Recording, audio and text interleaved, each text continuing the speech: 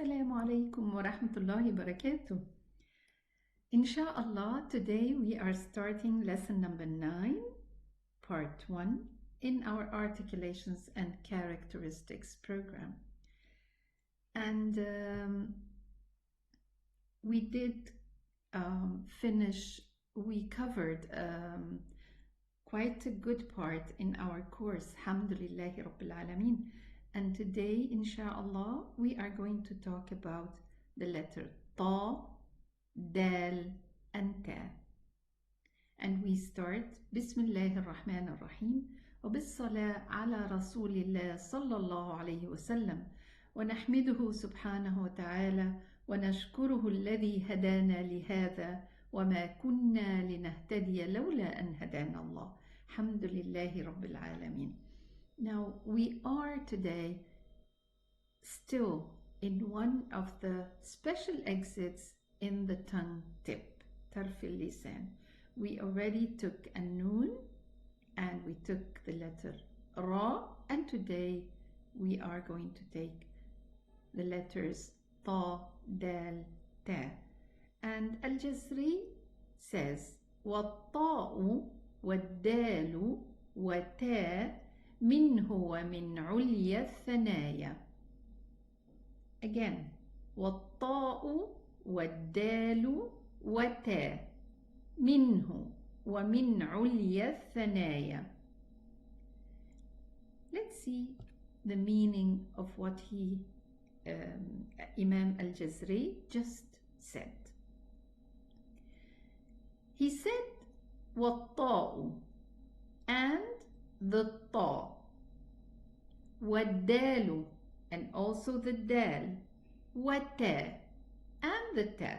So here we know that we have in this special exit, the third special exit in the tip tongue, those three letters have the same exit. Wat-ta'u, wad-dalu, wat-ta.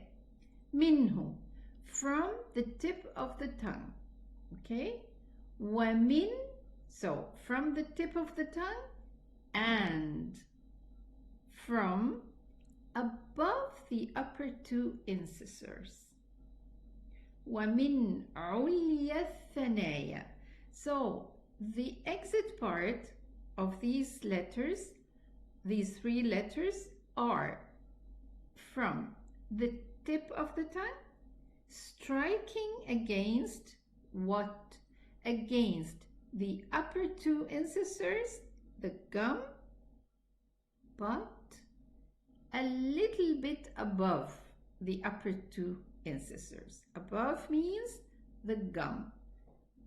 Okay, just we first took, remember when we talked about the lam, and then the noon, and then the letter ra, and now the ta and the dal and the ta.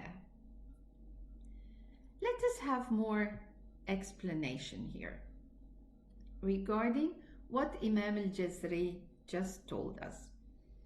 Now, he said, وَالطَّاءُ, there's a hamza here, وَالدَّالُ وَتَا.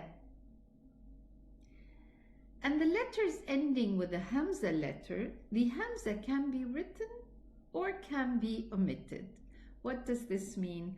This means that the names of the letters that has a hamza at the end, like the letter ta, we say wa-ta'u, and we also can say wa-ta'u, because these letters have a hamza at the end in their name. Their names has a hamza at the end. Like, for example, here, ra'u, ha'un, ta'un. There's a hamza in all these letters, okay? And we can also say ra, ha, ta, omitting the hamza. Why is that? Because in the Quran, the hamza is not pronounced. These letters, the names of these letters, are not pronounced with a hamza.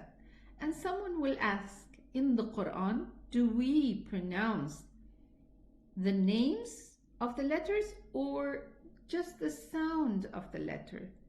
But Allah subhanahu wa ta'ala, at the beginning of 29 surahs in the Quran, He started them with letters. And we are going to study this. For those of you who doesn't know this or are not acquainted with these rules, when we see, for example, at the beginning of the surah and we say Hamim, we do not say Ham. We pronounce those letters in their names. So the name of this letter is Ha. Okay, like here, Ha with a Hamza, and then Mim. But in the Quran, we don't pronounce the Hamza. We say Hamim. So we omitted the Hamza of the letter Ha. Okay? And here also, we have Ra'u. The Ra here has a Hamza in the name of the letter. Okay? Its name is Ra. But in the Quran, we don't say the Hamza. So we say Alif Lam Ra. And we stop. We don't say Ra. There's no Hamza here. Okay? So if we turn back to what he said وَالطَّاءُ وَالدَّالُ وَتَا. Why did he do this? Because of the melody of the writing and because he is allowed to omit the Hamza. So, and then he continues and say minhu wa min ulya thanaya. So minhu, from the tip of the tongue, and wa min ulya thanaya, above the upper two incisors, as I said. Now note that these letters are pronounced from the gum above the incisors, not from the incisors themselves. We do not press on the back of the teeth, but these are pronounced from the gum of the teeth, the part, the flesh part under the two teeth. So he says minhu, from the tip of the tongue against the upper two teeth. Okay? Excuse me. So now we know that those three letters are omitted, are exited from the same special exit. Now let us see, where from are these three letters articulated? Where from exactly? Have a look here. This is the tip of the tongue, and this is the tip of the tongue, okay? And this is the upper incisors here, where I'm pointing my arrow here. The tip of the tongue strikes just behind, just below the above incisors in this part, okay? Same here, they have the same makhraj, they have the same point of exit or area of exit. Now, this is the drawing for the ta, and this is the drawing for the dal, okay, and ta, both of them. What is the difference in the shape of the tongue and the mouth when pronouncing the ta and when pronouncing the dal and the ta? The ta is an elevated letter. How did we know? Because when we pronounce the ta, if we do not elevate it, it's going to be a ta. Whether I say ta, if I don't elevate it, it's going to be ta. So this is the difference between both letters. So let's have a look. Remember when we talked about the al-isti'la, elevation, tafkhim, and we said that the mouth for the letters that are elevated takes a certain shape. 3 conditions. The middle tongue is downwards. The furthermost tongue rises upwards. And the throat is narrowing. It narrows the path. The throat just goes back a little bit and it's narrowed. If I compare it with those 2 letters, this path is wider than this part. And the furthermost tongue is not risen. It doesn't rise up. And the middle part of the tongue is not lowered. And again, I'm reminding you, why is this happening in the elevated letters? Because this causes the elevation sound. It causes the echo that happens inside the mouth.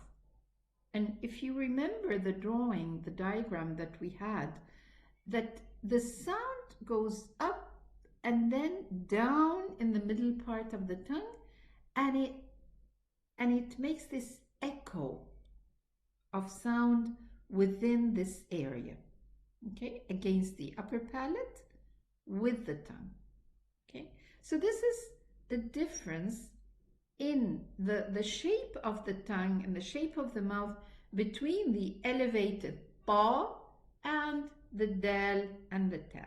And I want you to remember that the tip of the tongue strikes against the gum of the above 2 incisors, okay? After the noon and the ra, we have the ta, al-ta, okay? Let's go a little bit further. Now, when the exit is closed, can we differentiate between the 3 letters? When the exit is closed, can we differentiate between the 3 letters? No, because they share the same exit.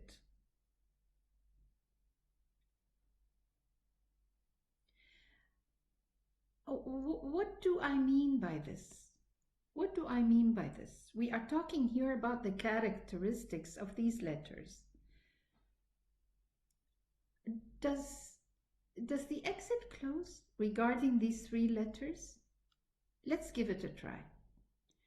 And we remember that to know this, to pronounce a sukoon letter, I need to have a hamza, which is moved either a dhamma or a kasra or a fatha.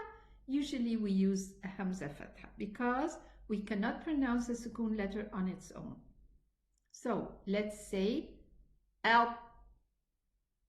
I didn't make any qalqala, okay? Al. Let's pronounce the dal. Ad. Let's pronounce the ta. Ad. So here comes the question. When the exit is closed, can we differentiate between the 3 letters? Are you able to differentiate between the ta and the dal and the ta? Let me pronounce them again. Al. Ad. Ad. No, because they share the same exit. The letter sound can be heard after the hardness ends, after the shidda. So this character is shidda. Shidda means we are going to repeat on and on and on until we remember everything, inshallah, at the end of this course. Now this is shidda. These letters have shidda characters. They are hard characters because the 2 parts of the exit closes totally, not allowing any sound to move further. So the letter sound can be heard after this shidda ends. If the air flows, then it is a ta, because the ta has hams, has a flowing air, and we say at. Now we can recognize the letter ta, and the letters that has hams are gathered in فحثه شخص سكت. So if the air flows, then it's a ta. If the vocal cords vibrate, because those that has hams, the vocal cords don't vibrate. Okay, the letters that has the whispering character, the vocal cords don't vibrate, because the vibration of the vocal cords is connected with the apparent letters. مجهورة, حروف مجهورة. Okay, so if the vocal cords vibrate, then the letter is hard, شديد, and apparent, right? So it's شديد, مجهور, which are the dal and the ta. The ta has hams, but the dal and the ta are apparent. Let's pronounce them. We say out, ta. We say ta. We say ad. Okay, this is qalqala after it. طيب, what is the mouth shape when pronouncing the elevated letter? Do you remember the 3 points? We already said them in the previous slide. Does the throat tightens in the ta and the dal as in the ta? We also explained it, and the answer is no. The throat only tightens with the ta because it's an elevated letter. But the ta also has another character, which is itbaq. Itbaq means when pronouncing this letter in special, the whole tongue rises and closes against the whole of the upper palate. Against the teeth, the upper teeth, all around.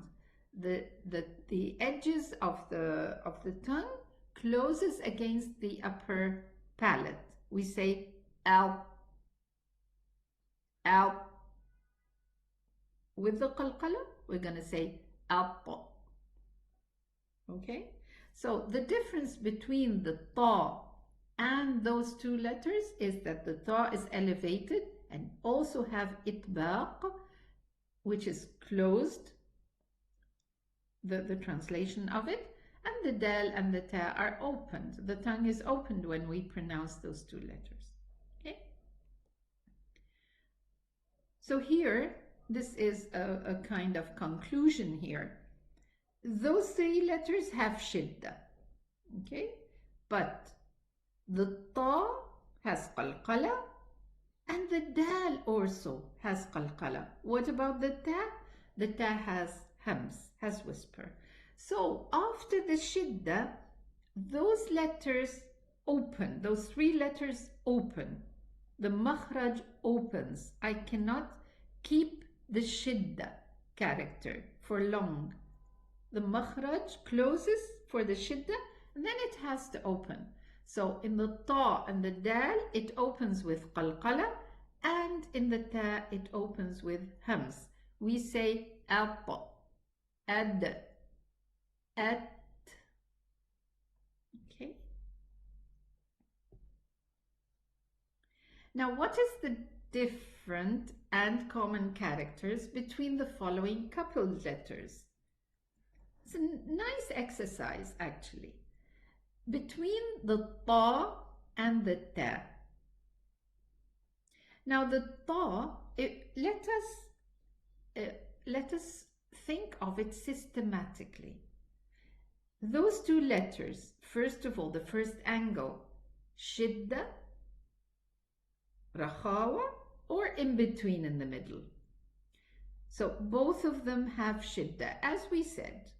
okay? And then whispering or apparent. So the ta is apparent, it doesn't have air flowing with it. But the ta does after opening the shidda. Okay, what about the elevation? The ta is elevated, also it has itbaq because the whole of the tongue closes. But what about the ta? It is lowered, mustafila.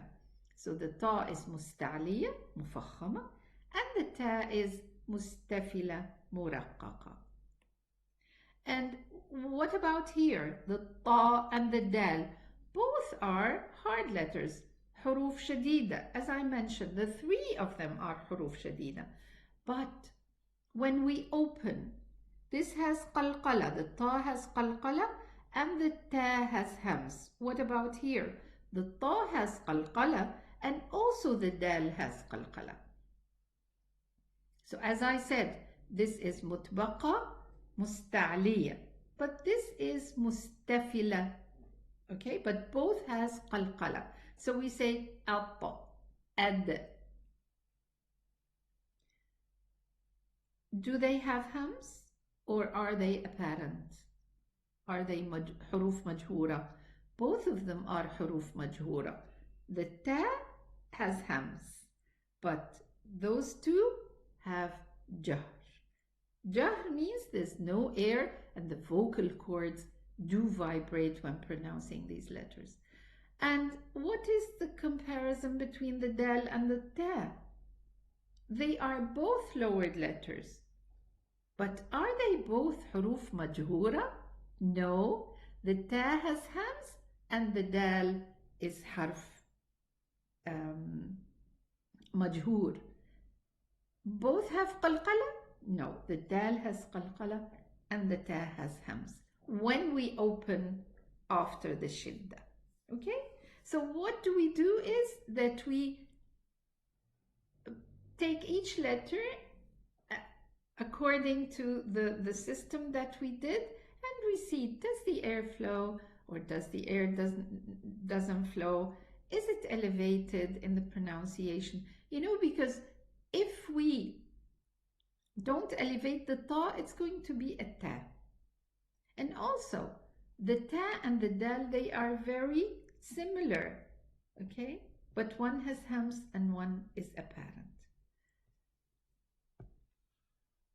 Now, thank you very much for your attendance.